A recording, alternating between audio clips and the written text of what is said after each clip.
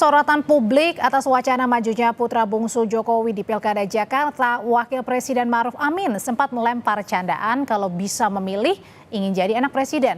Hal ini disampaikan Ma'ruf Amin saat membuka Ijtima Ulama Komisi Fatwa MUI di Sungai Liat, Kabupaten Bangka Belitung kemarin.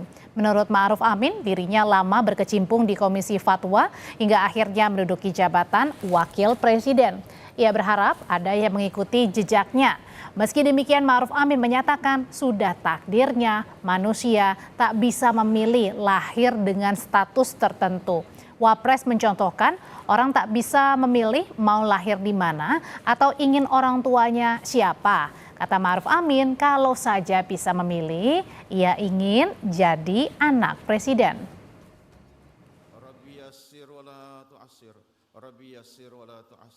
Kita lahir di mana?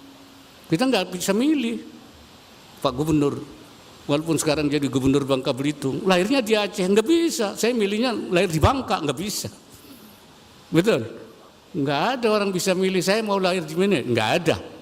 Majbur. Makhurina, majburina.